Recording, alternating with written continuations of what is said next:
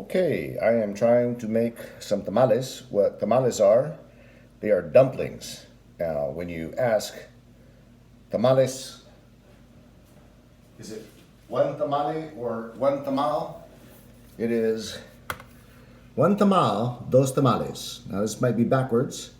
Nixtamal is the hominy.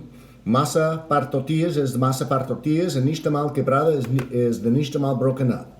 And so what I've got here is I've got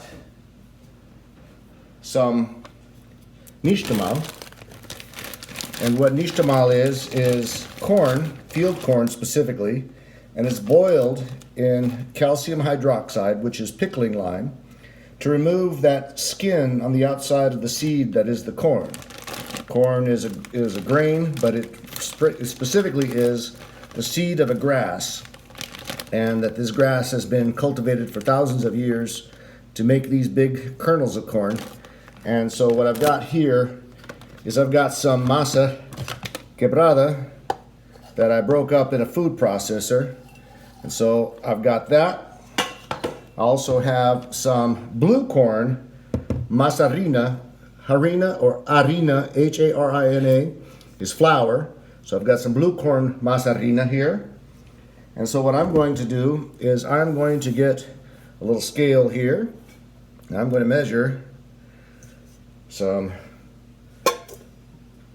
weights here because I want to know how much fat and how much salt to add. So I'm going to take my masa quebrada and add that here. And the reason I chose to have a little masa quebrada in there is just for flavor. You know, basically what a tamal is a dumpling, and you have the outside of the dumpling that generally is some sort of flour or grain or whatever, and the inside of the dumpling is some sort of something. Depends on what you want. Today, since I don't have any meat here, we're going to use some black beans because it has some black beans. So get a little bit of blue corn here. Essentially, we've got 150 grams total of masa. All right. And so what we do is we want 23% of this to be fat and 2% of it to be salt. And so we have to do a little math here. And I know for a fact that if I take my little phone calculator here and I get clear and I go 0.02 times 150 equals, and we can see that 0.052 times 150 equals 3 grams. So that's gives some 3 grams of salt here. 3 grams of salt. Now we need to have some sort of fat, so I'm going to go 150, and that is 23% times 0.23, and that equals 34.5. So we're going to go 35, just because more fat means more flavor. So we need 35 grams of fat, and the way we do that is we can choose whatever fat we want to use. I think butter is what I have here. You could use coconut oil, although it makes it kind of coconutty. You could use olive oil. You could use lard is the traditional one. And although I have some lard, I like the taste of butter. So we're going to use some butter. That's as simple as that. So I'm going to grab some butter here. Now some would argue that you need to, that's 42 grams, so a little bit more, but that's okay. We're going to melt this real quick to be able to add to our masa harina. And we don't need a scale anymore. If I was measuring my water, then I would use a scale. But we're just going to measure enough water to get everything nice and moist. And if you're buying masa harina or maseca flour in the store, you would buy that and you'd follow the directions on the package. If you were going to the market where they make nixtamal fresh, especially nice in the morning because they make it very fresh in the morning. And then you could pick up some fresh warm nixtamal. And then at that point, if you're taking that, you can use nixtamal quebrada or you can use the masa para tortilla. And either way, you can have fresh tamales. And what you would do is you would essentially not use any water at all. So I've got the salt, I've got the butter. We'll throw it all in there. And I'm going to grab a little bit of water here and mix it up. All right, so got a little water. I'm going to show you what it looks like. Just some dry ingredients here. Throw a little water in there. Now, some people will argue, and rightly so, that it might be reasonable to throw a little bit of baking powder in there. However, I am not inclined to throw any baking powder in there, only because, not because I'm lazy, it's just what my grandmother never threw baking powder in her masa. Right now I'm grabbing a little bit of flavor from Better Than Bouillon, and if I'm adding a little water there, I might as well add a little flavor. So we're going to add a little flavor to our masa here. Might add a little too much salt, but we'll live with that. This is an experiment as well. I've never done this before, but it seems like it'd be nice to have a little flavor to my masa. So I am going to add a little more water to get it to be spreadable. It has to be spreadable. You have to have it to be spreadable so we can spread it on our hojas. Hojas are leaves. And although I don't have any banana leaves and I don't have any corn husks, I do have parchment paper. And now I've got something very spreadable right here. Okay? Spreadable, you can see. So what we will do is we will take a little parchment paper, only because I don't have, like I said, those other things. And what I will do is I will put some of this stuff on parchment paper. Now, how careful and cautious do you need to be? Well, if you're using the corn husks, there's a side that is less bumpy than the other side. And that side is the side you're supposed to use for your spreading, because it's hard to take it off the corn husk if you don't. Now, I like mine a little small. I leave a little tail there only because it's easy. And let me see here. I've got some black beans. Black beans, even though people think it's just pinto beans in Mexico, there are black beans in Mexico. Usually they're more further south in Oaxaca. So I'm going to grab a little bit of black beans here that I made. These black beans are going to go right in the center. I'm going to take a little bit of this corn, because I like sweet corn. And let's see, let's stick with that. I was going to put a little cheese in there, and you could even put chiles, whatever you want to do, and you'll see that it's kind of fat here. And what I'm trying to do is put it together like a little log roll, where you actually have the center being the beans, and essentially now I've got a tamal. Okay, like that. So I'm going to put this over here, and we'll go another. Let's see here. Get some of the stuff here. I'm going to make maybe, I don't know, 6 or something. Normally, when you're making tamales, you make quite a bit, only because sometimes people give it a lot of work.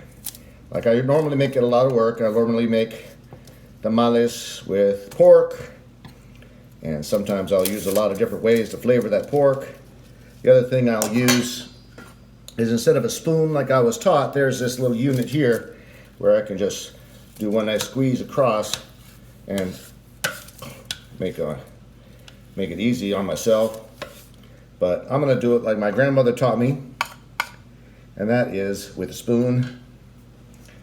All right, here we go. And the question is, have I ever used these parchment papers before? No, actually I've never done it. I see people selling it in these things all the time, but I've never used parchment paper. I usually use the corn husks, and you'll look at it, you'll say, well, you know, that's a little bit sloppy, isn't it? Well, you want to know something? It's all right. It doesn't matter. It can be a little sloppy. So my little beans here will go in the center, and my little bit of corn will go right there. And I'm going to pull it up here like this, bring it to each other, and I'm going to roll it into my little dumpling. All right, so there's un tamal. Put that little guy back in there. And we've got dos tamales, okay? Anyway, see if we can use up the masa that I got here. Generally, you got to do it on a surface that's not going to soak up the fat or make a mess. So I've got it on this little fake stone surface here. And looks like my masa could use a little water, but since I'm steaming them, it's not like I have to be worried about it too much, really.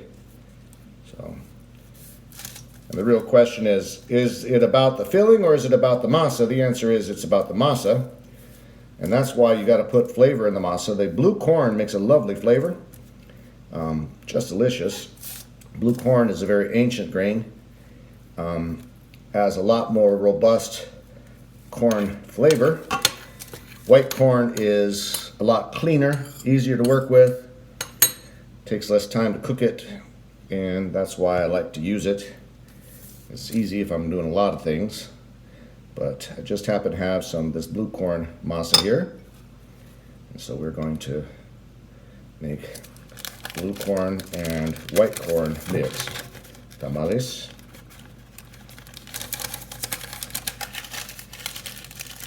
All right, now if you see a little bean falling out there or something falling out, you don't have to worry about it. Essentially, yummy, yummy, like beans. All right, I know you're getting bored, but we're gonna get there. And I don't have a steamer, but that never stopped me. We're gonna have to find a way to make a steamer. There are lots of steamers out there. I could use an Instapot. That would make it go a little faster. I don't have an Instapot, of course. I have a pressure cooker. That's how I made the beans. And little beans, and a little corn, and a whole lot of love. Well, that is Buzz and Lola barking at somebody passing by. The weather is awfully nice right now. They just went out and pottied, but you know, the thing is, they not only like to go outside and potty, they like to go outside and sniff around, of course. And we have Zelda now. Zelda is the newest addition to the puppy family. Zelda is a Bernedoodle, and I didn't know about Bernedoodles until we got a Bernedoodle. And now we got a Bernedoodle. What you gonna do? She's very cute. I think she needs a haircut because we have ticks, and I know that they take medicine for ticks. They get vaccinations against Lyme and all that kind of stuff. But anyway, it's like easier to see them and pull them off and throw them away than to freak out. Although it sounds kind of freaky. And in fact, it can be, but you just got to be careful how you go out there. So it looks like we're going to get 5 out of this batch. Could have squeezed out a 6th, but I'm going to just go with 5. And a little more corn. And put that guy in the middle. And you'll see that these are not the most perfect of anything, but you'll also you'll find out in just a second here that that doesn't really matter. In fact, what mostly important matters is that you make it with love. So we're going to figure out how to steam these suckers, and what do I have here? I've got a pot here that looks like it might fit something. I found this downstairs. This went to another pot, but that pot is long gone. It's destroyed. So what I see here is this is a little bit destroyed here. So I may have to do something like this to kind of seal it. So I'll seal it like that. So I'm going to go get some water in here.